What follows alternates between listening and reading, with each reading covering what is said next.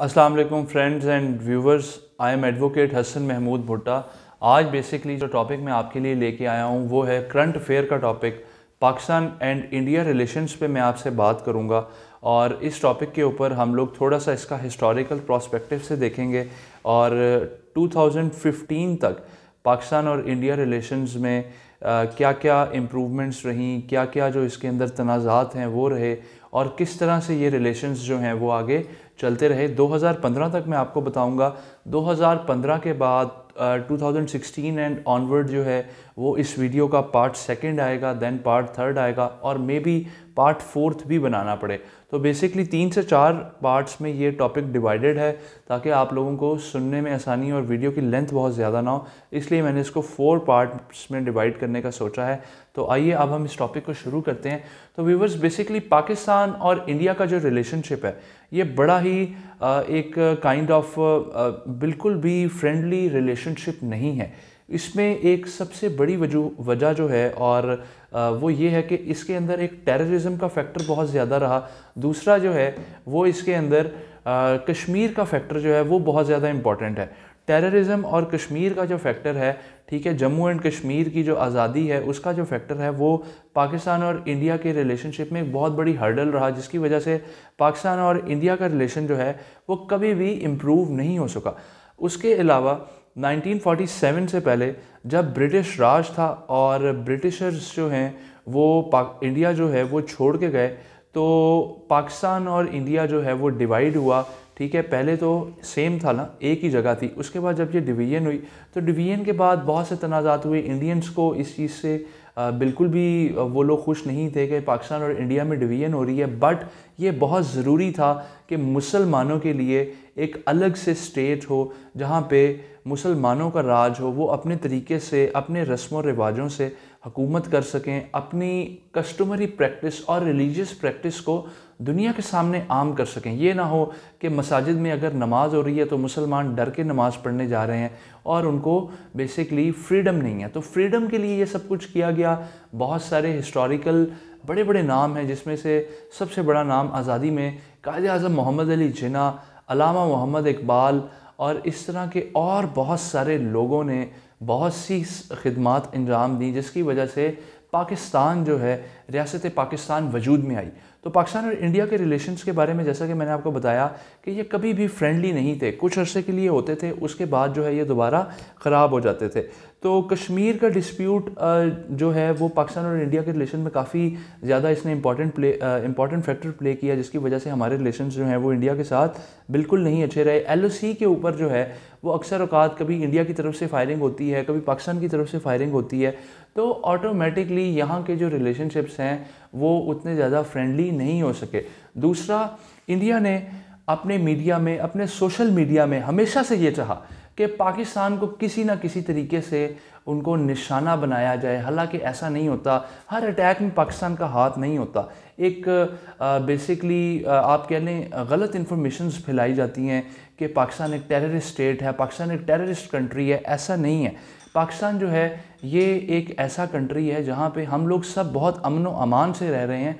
और इसकी मिसाल अगर आप देखें तो अभी जो रीसेंट अटैक्स हुए उसके बारे में मैं आपसे नेक्स्ट पार्ट्स में डिस्कस करूंगा कि रीसेंट अटैक जो इंडिया ने किया और उसके ऊपर पाकिस्तान ने किस तरह से उन अटैक्स का जवाब दिया और किस तरह से उनके ही एक एयरफोर्स के बंदे को बाइज़्ज़त यहाँ से हम लोगों ने रुखसत कर दिया। तो व्यूवर्स, हिस्टोरिकल बैकग्राउंड की तरफ आते हैं। तो सबसे पहले हम लोग इंडस वाटर ट्रीटी की तरफ आते हैं जी। 1960 में जो हुई इंडस वाटर ट्रीटी 1960 के अंदर हुई और इसके अंदर ये था, वर्ल्ड बैंक ने भी इसको सपोर्ट किया, वर्ल्ड बैंक ने इसको फंडिंग भी की और कहा कि इंडस वाटर ट्रीटी बेसिकली क्या थी कि इंडिया जो है वो पाकिस्तान का पानी नहीं रोकेगा और पाकिस्तान को चाहे जंग का आलम भी हो तब भी इंडस वाटर ट्रीटी 1960 में हुई और तब भी जो है वो पानी नहीं रोक सकते। लेकिन इंडियंस ने हमेशा इसकी खिलाफ वर्जी की। हिंदुस्तान ने कभी नहीं चाहा कि पाकिस्तान को जो है वो यहाँ के लोग, यहाँ की आवाम जो है वो पेट भर के पानी भी पी सके। हमेशा से उन्होंने इसको डिसएग्री किया। और इसके अलावा नेक्स्ट पे हम आ जाते हैं। 1965 की वॉर हुई। 1965 की वॉर जो है, जब Pakistan fail to get the security council resolve the Kashmir dispute in 1964, तो उसके बाद जो है जब 1964 में कश्मीर डिस्प्यूट को पाकिस्तान फेल हो गया करने में सिक्योरिटी काउंसिल में, तो 1965 की वॉर हुई जो कि दोनों कंट्रीज़ में अनपॉपुलर रही। और इसके साथ जो है कश्मीर तक जो है वो पाकिस्तानी जो क्रॉस उन्होंने किया पंजाब और सिंध को, ठीक हो गया। नेक्स्ट जो है ये 17 डेज़ तक ये वॉर चलती रही और प्रेसिडेंट अयूब खान ने बेसिकली सोवियत यूनियन की मीडिएशन से इस वॉर को रोका। और उसके बाद जो है Indian prime minister Lal Bahadur Shastri और अयूब खान जो है वो उज़्बेकिस्तान में मिले, जहाँ पे ताशकंद डिक्लेरेशन हुई। और ताशकंद डिक्लेरेशन जो है वो 10 जनवरी 1967 को हुई, जो कि दोनों कंट्रीज़ में बहुत ज़्यादा अनपॉपुलर है। 1965 की वॉर इंडिया कहते हैं हमने विन की, बट अगर आप उसकी हिस्ट्री में जाके देखें तो ये पाकिस्तान ने विन की थी। और पाकिस्तान ने जो है इंडिया और पाकिस्तान में जो, जैसा कि मैंने आपको बताया कि कश्मीर का मेन डिस्प्यूट था, 65 की वॉर के पीछे भी कश्मीर का मैटर था, जो कि सिक्योरिटी काउंसिल में बेसिकली वहाँ पे हल नहीं हो सका, तो उसके बाद उसके ऊपर वॉर हो गई। फिर 1971 की वॉर हुई। 1971 की वॉर में इंडिया ने ईस्ट पाकिस्तान पे अटैक किया। ईस्ट पाकिस्तान जो कि बांग्लादेश के नाम से जाना जाता था, बांग्लादेश के नाम से ईस्ट पाकिस्तान जाना जाता था, बांग्लादेश पे अटैक किया गया ईस्ट पाकिस्तान पे। और ईस्ट पाकिस्तान पे जब अटैक हुआ तो हमारी जो वेस्ट पाकिस्तान की आर्मी, हमारी जो फोर्सेस हैं, उनको वहाँ से विड्रॉ करना पड़ा। और जब वो फोर्सेस विड्रॉ हुई तो एक नई स्टेट सामने आई जिसको बांग्लादेश कहा जाता है।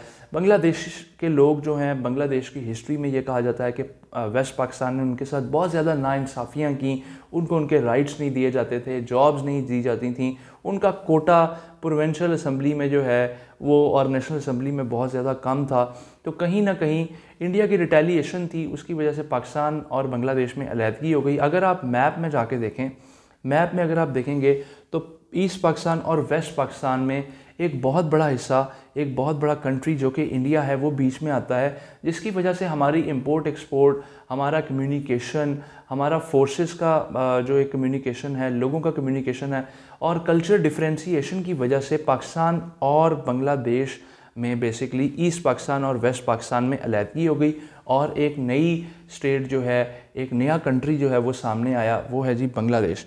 उसके बाद जी शिमला एग्रीमेंट हुआ 1972 में, जिसमें प्रेसिडेंट जुल्फ़िकार अली भुट्टो ने Indian prime minister Indira Gandhi के साथ शिमला एग्रीमेंट 2 जुलाई 1972 को किया कि जी बायलैटरल नेगोशिएशंस के थ्रू इश्यूज़ को रिज़ॉल्व किया जाए, LOC के इशू को रिज़ॉल्व किया जाए, और जो आर्म्ड फोर्सेस कश्मीर में काम कर रही हैं जो वहाँ पे, उनको वहाँ से जो है वो विड्रॉ किया जाए। लेकिन वो भी उस तरह से कामयाब नहीं हो सका।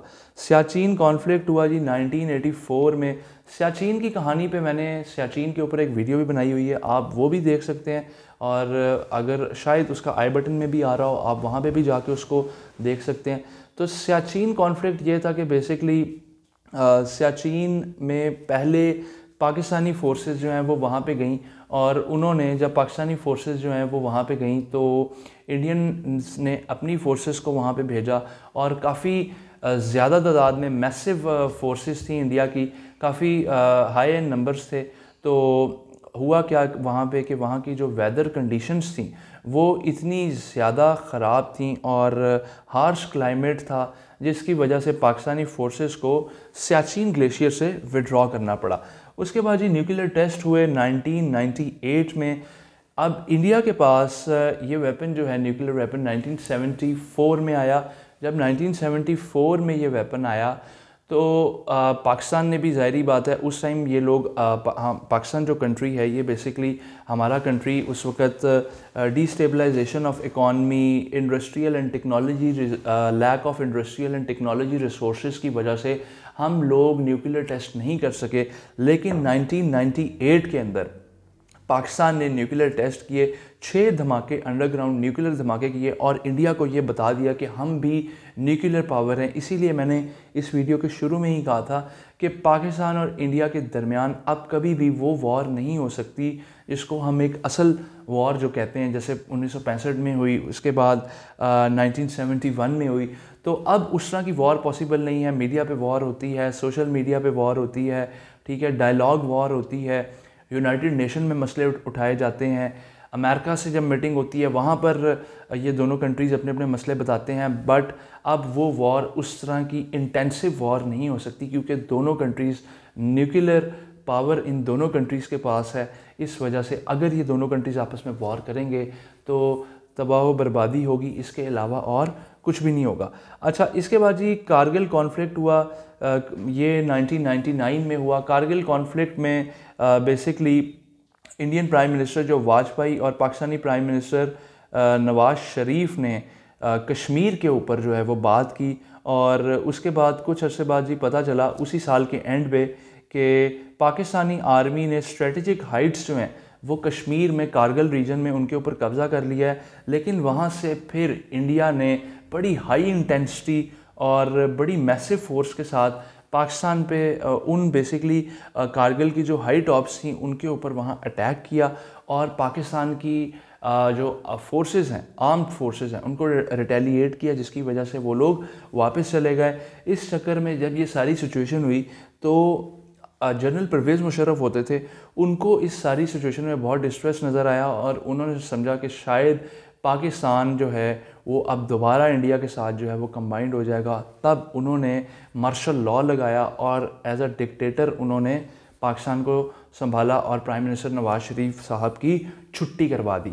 तो लिहाजा जनाब इसके बाद जी जुलाई 2001 में वाजपेयी ने मुशर्रफ को आगरा समिट में इनवाइट किया। जब वहाँ पे इनवाइट किया तो बेसिकली वाजपेयी जो है वो अपने होम मिनिस्टर LK एडवानी को कन्विंस नहीं कर पाए टॉक्स की तरफ, एक गुड टॉक्स की तरफ कि हम पाकिस्तान और इंडिया के दरमियान एक बायलैटरल गुड टॉक्स होनी चाहिए कश्मीर के इशू पे। दैट्स वाई उस टाइम पे लाल बिहारी वाजपेयी और एक्स प्रेसिडेंट जो थे परवेज़ मुशर्रफ थे, इनके दरमियान किसी किस्म का कोई भी कम्युनिकेशन नहीं हुआ। उसके बाद जी इंडियन पार्लियामेंट अटैक हुआ 2001 में, जिसमें तकरीबन 5 लोग मारे गए। और ये जब इंडियन पार्लियामेंट अटैक हुआ तो ये इंडिया की हिस्ट्री में एक बहुत ही ज़्यादा इम्पॉर्टेंट हिस्टोरिकल फीचर है और कहीं ना कहीं पाकिस्तान और इंडिया का एक फ्रेंडली जो एक रिलेशन है उसको अपोज करने में इस अटैक का भी बहुत बड़ा हाथ है। और इस अटैक के बाद जी मुंबई टेररिस्ट अटैक हुआ 2008 में। 2008 में मुंबई अटैक हुए। मुंबई अटैक के अंदर जो है वो तकरीबन 180 लोग मारे गए और 330 के करीब 330 के करीब लोग जो हैं वो वोंडेड हो गए, ज़ख्मी हो गए।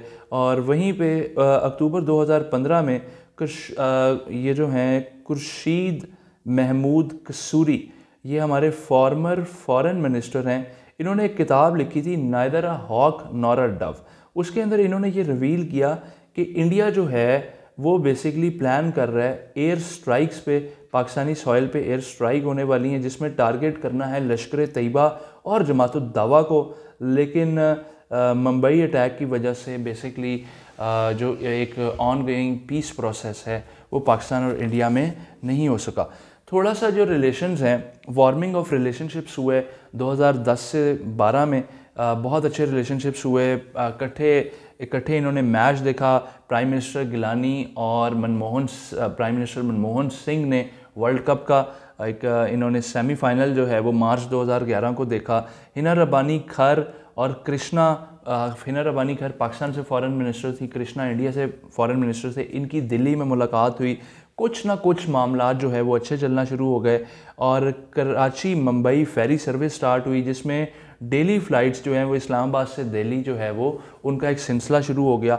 इंडिया पाकिस्तान रिलेशन 2014-15 में फिर से ख़राब हो गए जब इंडिया पाकिस्तान रिलेशनशिप जब कि उस वक़्त 2014 से 15 में ख़राब होने की एक बहुत बड़ी वजह नरेंद्र मोदी साहब हैं।